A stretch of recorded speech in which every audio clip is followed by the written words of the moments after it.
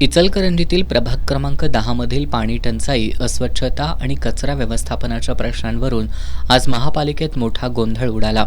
प्रभागातील नागरिकांना भेडसावणाऱ्या विविध समस्यांकडे प्रशासनाचं दुर्लक्ष होत असल्याचा आरोप करत नगरसेविका जुलेखा पटेकरी आणि माजी नगरसेवक जहांगीर पटेकरी हे आक्रमक झालेत.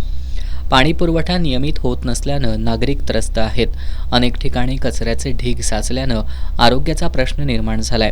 विशेषतः इंडस्ट्रियल इस्टेट परिसरातील मोकळ्या मैदानात मोठ्या प्रमाणावर कचरा साचला असून त्या ठिकाणी गैरप्रकार घडत असल्याचा आरोपही पटेकरी यांनी केलाय. पटेकरी यांनी उपायुक्त नंदू परळकर यांच्यावर प्रश्नांचा भडीमार करत त्यांना जाब विचारत घेराव घालण्यात आला. तसंच महापालिकेतील काही कर्मचारी, आयुक्त, उपायुक्त आणि सहाय्यक आयुक्त असे अधिकारी घरात बसून काम करतात आणि पगार मात्र महापालिकेकडून घेतात असा गंभीर आरोपही पटेकरी यांनी केलाय. कचरा उचलणाऱ्या कंत्राटदाराची चौकशी करून त्याचा अहवाल सादर करावा.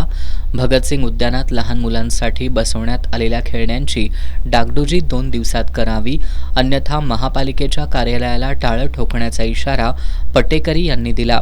यावेळी महापालिकेत काही काळ गोंधळाची स्थिती निर्माण झाली होती. यावेळी नगरसेवक तानाजी पोवार यांनी मध्यस्थी करत परिस्थिती नियंत्रणात आणली. उपायुक्त नंदू परळकर यांनी नागरिकांच्या समस्या गांभीर्यानं घेऊन त्या सोडवण्यासाठी प्रयत्न करण्यात येतील असं आश्वासन दिलंय. या घटनेमुळे महापालिका प्रशासनाच्या कार्यपद्धतीवर प्रश्नचिन्ह उपस्थित झालं असून नागरिकांमध्येही नाराजीचा सूर उमटलाय.